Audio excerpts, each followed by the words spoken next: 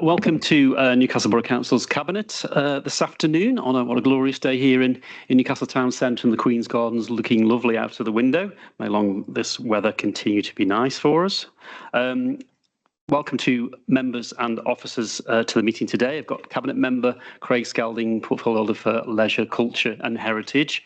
And also I've got Councillor Jill Heasom, who's the Cabinet Member for Community Safety and Wellbeing. I have Councillor David Hutchins, who's Portfolio Holder for Sustainable Environment, and Andrew Fear, Portfolio Holder for Strategic Planning. And sitting next to me is Deputy Leader Stephen Sweeney, who also has a portfolio holder for finance, town centres and growth. And I'm Council Leader Simon Tagg. We'll move to item 1 on our agenda, which is apologies. We don't have any apologies. All Cabinet members are here. Item 2 is declarations of interest. Do we have any declarations for items on the agenda from Cabinet members? Not seeing any. Item 3 is minutes of the previous meeting as set out on page 5 to 10 of the agenda. Can we agree those as a correct record? Everybody's happy with those. And then we have item 4, which is first item of business, which is Wallace Quarry odour issues. And I'll hand over to the Chief Executive, who will give an update on this month's happenings with Wallace Quarry. Thank you, Leader. A relatively short update this month. As the report notes, there were 16 odour reports in June. Officers continue to look at the description and location of all reports carefully and feed that into the data. And we do ask residents to continue to report. What officers are now particularly looking at is the description of the odour, which has changed since the closure of the site at the end of last year. 16 reports across a month does start to indicate something of a longer term trend as it currently stands. I know at our previous meeting we were continuing to look at whether weather was a factor. We've obviously had a range of weather conditions over the last few weeks, and the complaints rate is consistently low. However, we're in no way complacent. We continue to work towards recovery over a longer period, to include the autumn, which we know has traditionally been a difficult time of year for those living nearby the site. In addition to the complaints, proactive assessments were undertaken in June, a total of 12. The highest rating was of 3. However, that was taken on site at the same time as a political SCG and officer SCG, that's Strategic Coordination Group, visits to sites. All of the key stakeholders, officer representatives attended, along with the Leader of the Council.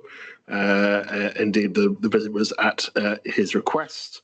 It was useful to see the works in place implemented by the Environment Agency, also to understand exactly on site what the company had left undone and what is planned over the next weeks and months. On liquidation, the company remains in its liquidated state and has not yet been wound up. As reported previously, we have corresponded with the liquidators regarding the outstanding sums owed to the council, and also around information of the company's arrangements. So I shall leave it there, Leader, and happy to take any questions. Thank you, Gordon. Really pleased to visit the site, actually, to get onto the site. Thank the Environment Agency for setting that up for key officers from all the authorities, whether that's health, county, borough. And I think, to see the site in a better state than, obviously the drone footage we saw at the end of the operator's period in charge showed some really situations on the site which needed to be put right. And I'm pleased to say the Environment Agency have been working to do that. And as we can see from the complaints and the monitoring data, that is having some effect in keeping the odours down. I think at the political SCG meeting, which preceded the site visit, I made the case that we really need to keep an eye on this through the next winter phase, and that's really the October to Christmas period. I think before then, to let the guard down too soon would be the wrong thing to do. So it was pleasing that all partners around the table will continue to do what the Borough Council is doing and keeping this as a priority for their work streams between now and the autumn and winter period, and look at it there. I think also it was at that meeting that the Environment Agency first said that they were going to remove one of the monitoring stations at the pump station in Silverdale. That was because of the Severn Trent work that was due to take place to that site, which had been delayed from earlier in the year. And I did get a commitment to them that they would review, once that work is done, whether that equipment would come back or not. Again, looking into what the data is showing on the other monitoring equipment. And of course, the point is made, there are only, I believe, 10 or so monitoring stations in this country. And for a period of time, we had 4 of them here at Wallace Quarry. That went down to 3. It's gone down to 2 at the moment. But I'm keen to ensure that if things have changed by the autumn and we do have a resurgence of odours, that equipment does come back to provide that uniform approach to monitoring on this site. But let's hope we are through a period now where we don't have those odour issues and the site is being well managed, which I think the evidence I saw from the Environment Agency is that is the case. The question comes, of course, later in the year. If the odours do continue to remain down and the monitoring equipment is still not spiking significantly, is that then a decision we move to a phase there where we're looking to restore this site. I think we're still not clear how that is going to happen, and we await more information from the government and from the Environment Agency on that. At the moment, the Environment Agency are carrying out the work on the site using the bond which was left by the previous operator, but that will not last forever, and this site does require remediation costs and restoration costs. So I think that will be the main thrust of our lobbying of government particularly, and I think our MP should be involved in this. He visited the site a couple of weeks before we got a chance to go on site, and I think we need to ensure that the long-term future and restoration of this site is cleared up so we don't have this resurgence which we would fear would happen. But I think at the moment, all going well. Different weather conditions we've had over the spring have not led to odour incidences. The work on site that the Environment Agency have been doing hasn't led to spikes of odours of any significance, which shows that they are doing the work right, and it makes you wonder what the other operator was doing when they were doing essential works on the site that led to odours escaping the site. So I think we are in a good position. When I was on site, there were odours, but they weren't significant odours. Even in the middle of the site, we climbed right up to the face, didn't we, on top? And we looked around the side at the other flanks, which had been areas where odours had been escaping, and there wasn't an issue there. One thing I did, which came out in the discussions, was that the leachate plant, which was established by the previous operator to Red Industry / Wallace Quarry at a great expense, was part of controlling the odours many years ago, so that the smelly water, the leachate that comes off the site, didn't have to be stored and then removed off the site. It could be treated on site. Is that plant had not been kept up to scratch and standard, and wasn't doing its job of removing the odours from and cleaning the leachate. So I think that again is to the detriment and shame of the previous operator that they allowed that equipment to get into that condition, which again were causing the multiple odours on the site, when that could have easily been stopped by using the equipment that they inherited on site and kept it in good order, which they didn't. So I'll leave my comments there and open it up to Cabinet members to have a say. Bring in Steve first and then Andy. Yeah, thank you, Leader. Nothing else really to add. I think we should watch a brief on it like we're doing. I don't think we should think we've won the war, because we haven't, and see how it goes over Christmas. I agree entirely with you that the Environment Agency can run it properly. So why don't the previous people do it properly? And if they had done, they could still be there and still making money out of it, instead of being a bunch of cowboys who didn't appear to know what the hell they were doing. Thank you. Thank you, Steve. Andy. Yes, I think this is a heartening report, isn't it? Things do seem to be moving in the right direction, although, again, I think, what Chief Executive said about complacency is important. Autumn has always been the time where the problems have stacked up. So hopefully with the works that are happening now will mean that we'll have a much nicer autumn than we've had for a long period of time. I do take on board what's just been said about lack of maintenance, and this really does reflect very poorly on certain people. I think inflicting that sort of misery on a regular basis, when in fact seemingly quite a lot of this could have just simply been resolved by doing things properly. Good at the moment. Let's hope it stays that way. I very much hope that the works that are being undertaken now will lead us in that direction. I also take on board what the leader said, that our previous MP did fight quite hard for this. It would be nice to see the current MP also putting his shoulder to the wheel and making sure that we get monies from the government for remediation to make sure that this thing, which was never our fault, is made proper in the long term. Thank you, Andy. Any other comments? No, thank you for that. We asked to note this report. I just want to make a commitment to the community of Newcastle. We'll keep this as the first item on our agenda for the foreseeable future. I know, obviously, that the photo of me in my hard hat was posted on social media. Some people were saying, well, don't just post the photo, tell us what happened. And I would just reply to people and say that we have this regular meeting, monthly meeting, where it's the first item on the agenda. This council has been open and transparent throughout this as it's tried to get the Environment Agency to act, hold the company to account. And we're at a place now where we begin to see light at the end of the tunnel, and an odourless tunnel, hopefully. And we'll wait to see what happens later in the year. And I think that watching brief through the autumn and early winter period will be crucial. And if we get to then I think we can say we are through that tunnel, and we then must look at the full restoration of this site and obviously an end to this blight on our population. Everybody agree with the recommendation? Thank you. That brings us then to our next item, which is item 5, Civic Pride, Empowering Our Community Strategy. Really pleased to bring this today. I think we've obviously had a strategy relating to community involvement and engagement over many years, but we have launched recently our Civic Pride initiative, which is now almost a year in running now, and we've put together a draft 3-year plan to help support that and to involve our communities and our partners in building and fostering some of that community pride in the borough. And it's not just the borough that I believe is losing community pride. I think it's happening across our country with the social issues that we're developing, which you can see every day. And if you're on social media, they're almost exploded into a crisis. I don't think we're at a crisis yet, but I do believe that the COVID pandemic, I do believe uncontrolled immigration, and I do believe, lack of education of younger people is leading to a lack of community pride and social cohesion.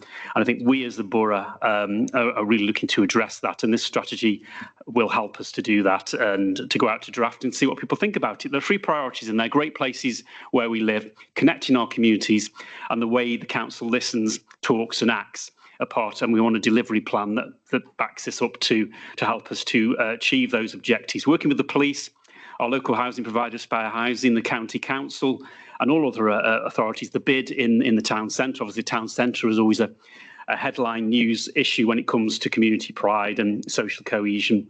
And we've got a report later on the agenda that shows some of the advances we're making in community safety.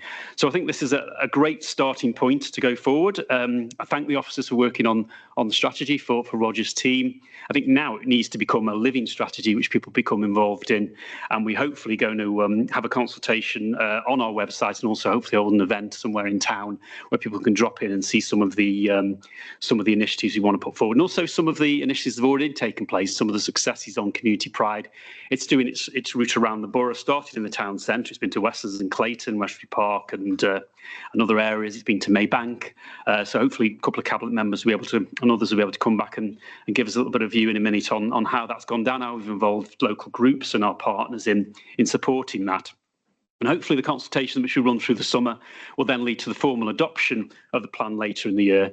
And attached to that, we also have our Civic Pride Investment Fund, Community Fund, which is £22,000 this year and next into community groups to try and support them access to small grants for positive activities that lead to civic pride. And that's available to apply on our website. We're already receiving some applications. We've got our first phase of that closing in pretty soon, but then we'll be opening to gain as well. So I would encourage community groups, particularly in those out in our wards, and whether it's the rural area, the urban area or in our town centre, to look at that and apply for some funding for that. But I will obviously support this, move the recommendations and ask for members to speak in support.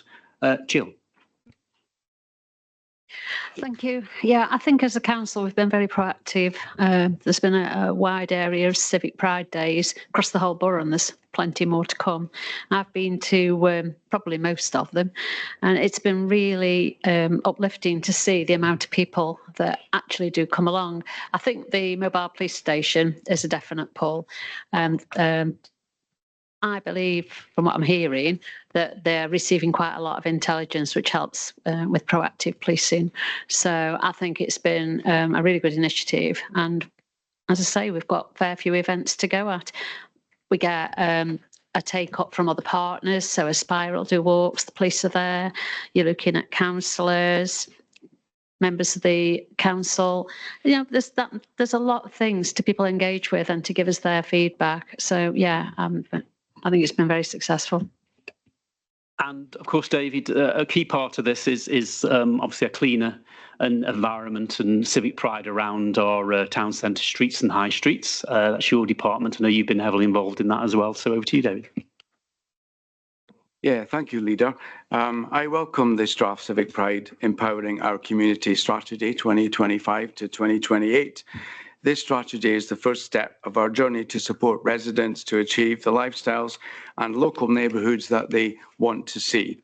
The strategy boosts civic pride across our borough and strengthens its reputation as a place which is clean, safe and friendly. As Councillor Heeson said, we've already had days of action across the borough, including Kids Grove, which was very popular in the Kids Grove Town Centre. There was a drop-in centre where the members of the public came in and spoke with the police, the mobile multifunction team, and we had a lot of interaction. Also in Loggerheads, Chesterton, Woolstanton, and in my own ward of Maybank, it was good to see the police van drop-in centre. We went for a walkabout with the police and the mobile multifunction team again, and members of the public approached us and spoke about areas that they were concerned about. We learnt about antisocial behaviour hotspots, and it was really good to talk with members of the public. And I think the Civic Pride Days of Actions have been a great success so far.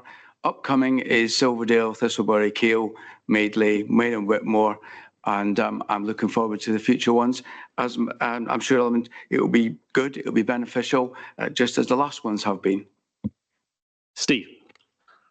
Yeah, thank you, Leader. On 1.3 on this, I think is just only one sentence, so I think it encapsulates all this.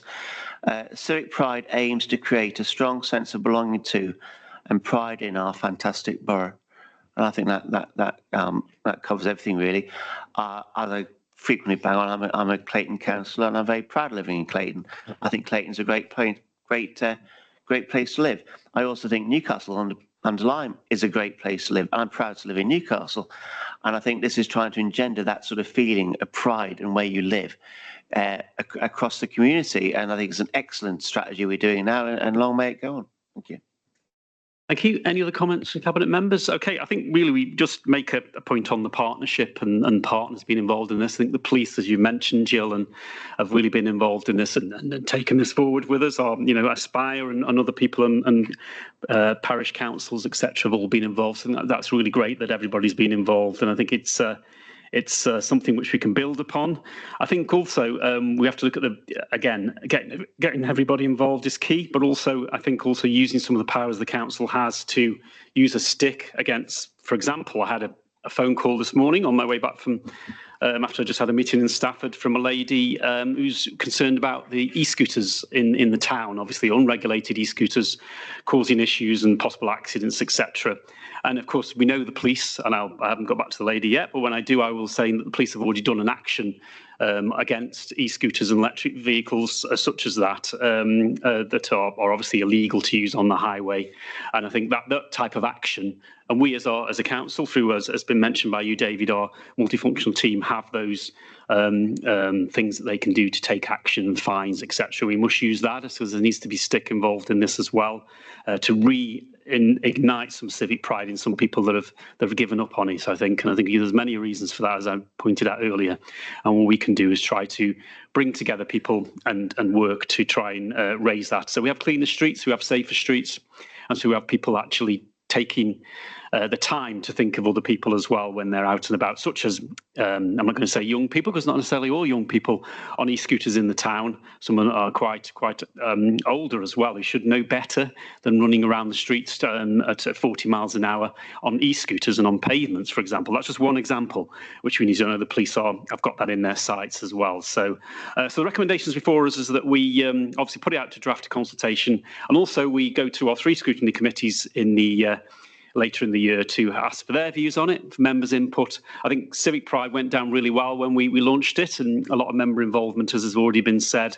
So I think this is the next part of that, is to roll that out into a strategy so that we work with our partners to raise Civic Pride across the borough. So recommendations before us, all agreed? Agreed. Thank you.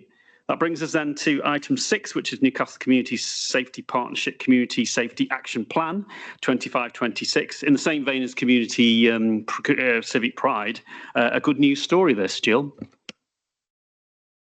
Thank you. Yeah, the council has a statutory obligation regarding community safety to contribute to reducing crime and antisocial behaviour in the borough. This report's an overview of the successful work delivered by the Community Safety Partnership in 2024-25 and planned actions for 25-26 in the local police and crime plan and the Community Safety Action Plan in response to the strategic assessment priorities for 25-26. That's a bit of a mouthful. A copy of the local police and crime plan can be found on the Newcastle Borough Council website and the police website, and I believe we've got it as an appendix as well here.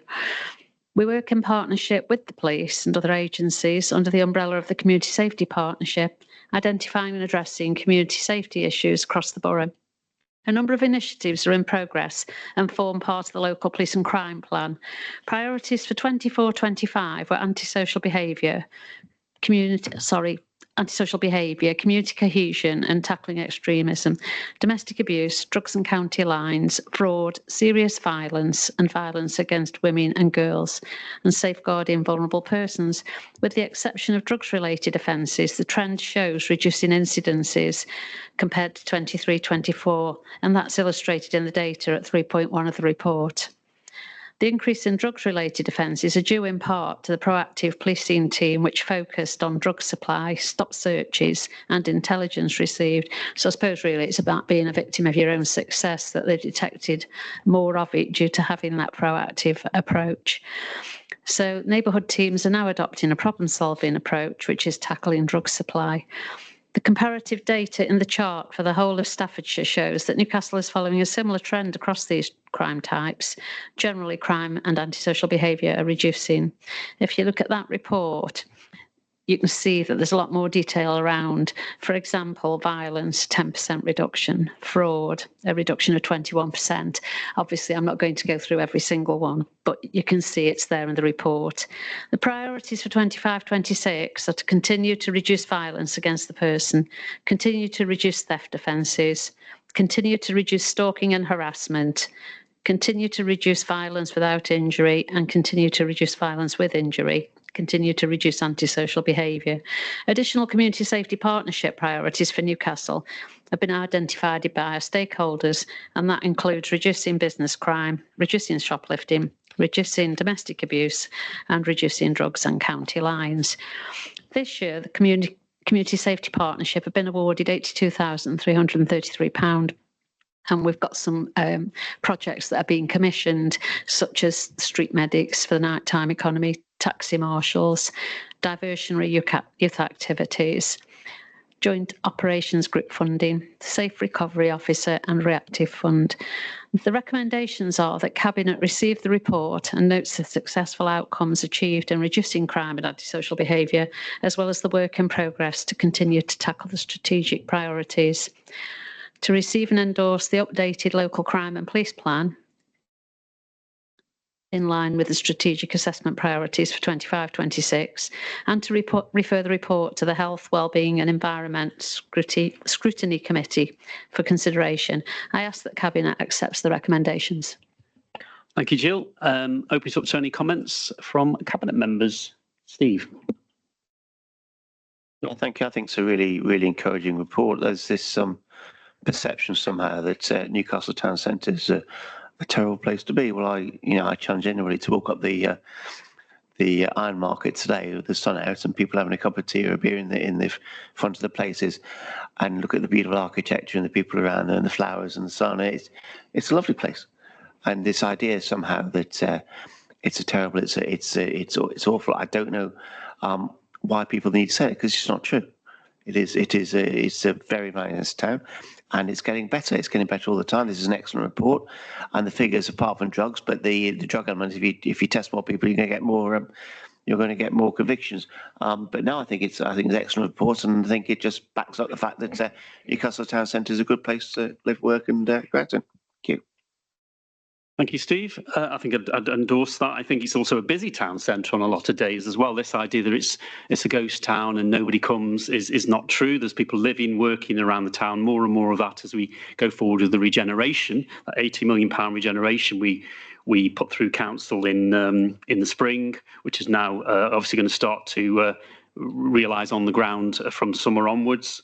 And with our capital and centric partners on Astley Place, on Rycroft, and the Midway gets redeveloped. We're going to see all of those things coming to fruition, and I think that will help to make the town even more busier. But of course, we have a very good local police commander here, and who works with us and ensures that the town is safe, and all those things which you've talked about, Jill, are testament to the work that they do in partnership with our staff as well. So I think that's deserve a pat on the back really for what they've done over the past year, and long may it continue, because I know resources are an issue not just for this council but for the police as well. But I think we do have again focused on community pride, isn't it, that our town centre be safe. And of course some of these figures also cover outside of the town centre, don't they, and also the wider borough as well, where we see that there are things improving as well when it comes to levels of community safety across the board. So thank you for that, Jill. Everybody agree with the recommendations? Thank you. That then brings us to our next item, item 7, which is an update on local government reorganisation. We did, I think, at the last Cabinet talk about we were waiting to receive the feedback from the government to the proposals put forward, not just by ourselves, but by other councils in Staffordshire and Stoke-on-Trent. We've received that. It was delayed. I think the main thing also, which I pick out of the report, is that there's an obvious slippage in the government's plans here. What was a date of 2028 for the new councils to start is now seen as the most ambitious. So I think the government are realising that they have a bit off more than they can chew on this, which I think gives us the opportunity to try and get them, to think again, and also to try and rally support to that cause as well, which we'll continue to do. And that one of the recommendations is we do get our local MP fully on board with saving our borough. I don't think he's fully on board at the moment, but has actually been recently taking a view that's not in line with government policy on a number of things. So perhaps he may force another U-turn on this issue, but we will see. But I think the main point of this report is to update Cabinet on the developments since we last discussed this. As part of the interim reply to the interim plans, some money has been, a very small amount of money, which has got to be spread across all of Staffordshire for work on plans. If you remember, our plans are to investigate a number of options. We'll continue to do that. Our Chief Executive has already been having discussions with Chief Executives. Myself, I've spoken to a couple of leaders as well as we move forward on this. But we are asking to put some money aside, 200,000 to transfer from the business rate reserve to the budget support fund, enable us to continue the work on local government organisation.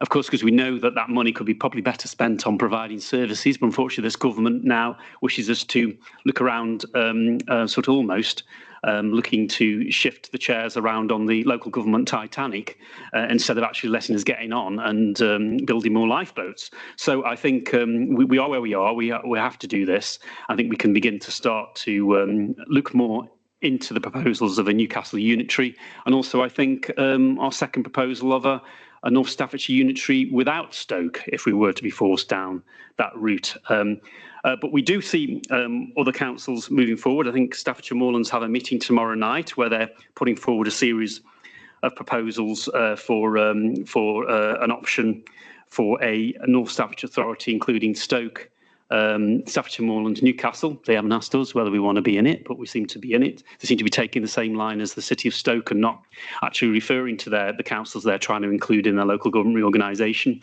And also they want to take half of northern half of Stafford and the northern part of East Staffs. I will be writing to the leader of Staffordshire Moorlands later today to put the Borough Council's position, and that is, of course, that we are against a merger with the City of Stoke-on-Trent.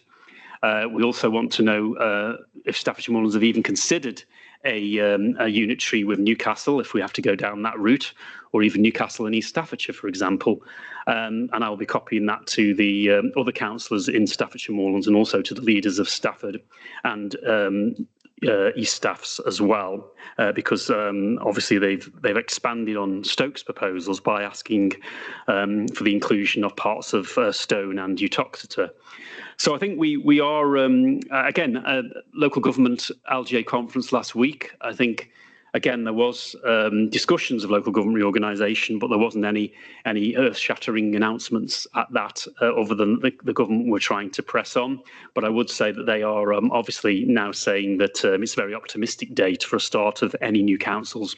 Unitary councils in Staffordshire in 2028 is now the most optimistic time scale. So I'll open it up for comments and questions now before we move to summing up on the recommendations. Andy. Thanks very much, Leader. It's a funny old business, this, isn't it? As you rightly say, the government, this current government, is forever telling us we're terribly pressed for cash and there's no money and all the rest of it, and then they insist on wasting money on pointless projects. This is unloved, it's unwanted, and as you've rightly said, we are required, we don't wish to do this, we are required to frankly waste money on this, money which could be better spent in our community, making our community better. It's not the only place, of course. Recently, we managed to splash the cash abroad, don't we? Dodgy regimes in Syria and things like this. But actual basic things, seemingly there's no money for. And that's a problem, I think, that lies at the heart of this government. There's a tin ear there. Nobody wants these reforms. I think now the government, and my personal view is that this was done for their own political advantage, are seeing that perhaps that advantage was not as great as it might have been, are starting to backpedal. And that does, I think, give the majority an opportunity to say more firmly, we just don't want this. Talking of tin ears, I, for one, am a little bit disappointed with Stuff's Mullins. Their proposals clearly haven't looped round to their neighbours. They don't seem to want to engage with their neighbours in that way. And I also remember going down to what frankly was one of the better comedy turns I've seen in recent years at Stoke-on-Trent Town Hall to listen to how it would be so wonderful for Newcastle to be absorbed into Stoke-on-Trent. I remember meeting quite a lot of people from the Moorlands there. So what on earth are Moorlands Council doing by putting forward a series of proposals which actually clearly aren't listening to their own people? It's all very strange, all very sad, and the terrible, terrible thing is there is money there. It could be spent so much better. Thank you, Andy. Steve. I agree with everything Andy says. It seems bizarre, really, that Moorlands have come up with this idea of being taken over by Stoke. I don't really understand it. I don't think the people in Moorlands want it, but for some reason or other, the Moorlands Council decided that's a way to go forward. I wonder what the residents of the Moorlands think of that. I think it's probably about similar to the residents of Newcastle. On a note, £200,000. Yeah, that's out of reserves. Got to do this rather daft thing. I think the genie is out the bottle now. I think the two cabinet members responsible, they've unleashed a genie and they can't put it back in the bottle, so they're in a pickle.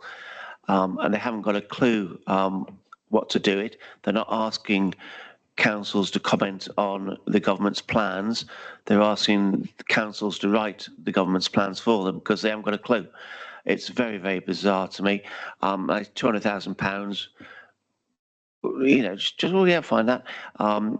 It's going to save money in the long run. Well, it's not, is it? We all know it's not going to save money. It's just madness. It's got a political agenda to this that we all know what it is. It's not going to save money. It's going to make more democracy. It's going to make more democracy by getting rid of democracy. I can't understand that. That's a bit beyond me. You get rid of democracy and that makes everything more democratic. Well, I don't think it does. I think it's absolute nonsense. The only thing I could say in its favour, and it is the one and only thing, is I think local residents get a bit mixed up with what the borough council is, what a parish council is, a district council, a county council, the MP.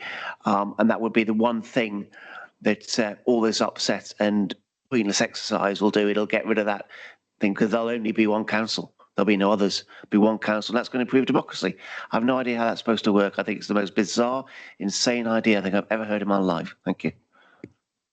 Thank you, Steve. And I think if you let the pittles out of the bottle, you create a mess, and you're quite right there. But I think one thing I will correct you on, Steve, this will not just be one council. It will be a series of parish councils. It will be a unitary council. Then above that, there will be a mayor as well. So this is actually creating layers. It's not removing layers. So the confusion people have will be just transferred to another level. So I think I differ for you on that. So I think the government's response, and as detailed in the report, I think completely fails again to make the case for forced reorganisation, and doesn't explain how it will improve services, as you talked about, Steve, there, and others have. And the big question is how this is going to be paid for, because this 200,000 is just a tip of the iceberg. More money will be required to see this through, and all councils would have to put money into this, whatever proposals come through at the end of November. So I think, obviously, looking at the recommendations, we are asked to obviously note the receipt of the feedback. Note that the council will now further engage with government and Staffordshire leaders through a meeting with the Staffordshire Leaders Board, which is up and coming, and delegating to the Chief Executive in consultation with myself to engage the necessary support to work on local government reorganisation, noting that the Borough is not yet in receipt of funding from the government to partially offset any costs. We will hopefully have that resolved pretty soon, so we'll get a share of that money, which is going to Staffordshire and Stoke-on-Trent. And we approved 200,000 of our own money out of the business rate reserve, put it into the budget support and growth fund in order to fund the work needed to submit the council's reorganisation plans later in the year, and call on Newcastle-under-Lyme's members of Parliament to support the Borough's resolution as set out in its council on the 19th of March, and that is obviously for opposition to a merger with Stoke-on-Trent, and that they engage in government ministers to start to make the case for the borough. And I think they're also allies for our MPs. I've seen the MP for Telford, who's been quite vocal that he doesn't want his council merged into Shropshire. I've seen others in Nottinghamshire, also MPs not wanting to see mergers taking place there. And these are Labour MPs. So we have a set of Labour MPs who are referred to in that left recommendation. They need to seek out support and get the government to change its mind on this and get us to continue to deliver services for local people as we currently do, which I believe is the best model for Newcastle and Staffordshire. Recommendations before us, all agreed? Great. Thank you. That moves us then to item 8, which is Pet Crematorium Outline Business Case. And David first on this one. David. Yeah, thank you, Leader. This report sets out proposals for establishing a pet crematorium in order to provide a local service for our pet owners. I'm asking my fellow Cabinet members to approve an outline business case with one dedicated pet cremator for up to 50 kilograms, plus a secondary chamber to accommodate smaller animals such as small dogs, cats and rabbits. The facility would be in a separate location to the existing crematorium, use entirely different equipment and run on hydrotreated vegetable oil, a renewable and biodegradable fuel. We are a nation of animal lovers, dogs, cats, rabbits and other species. They can be as much a part of the family as any other member, which is why we're looking to further support our residents by introducing a pet crematorium. There is a growing requirement for this specialist provision, especially locally, where there are a number of options available some miles outside the borough. Having lost my 2 Cavalier King Charles Spaniel boys in January, Columbo died on the 5th of January, and his brother Edison 1 week later on the 12th of January. I had to travel outside the area for cremation services and had to return 3 or 4 days later to collect the ashes each time. Like human cremations, the aim is to provide a professional, bespoke service, but I would like to stress that the facilities would operate separately from each other with absolutely no crossover whatsoever.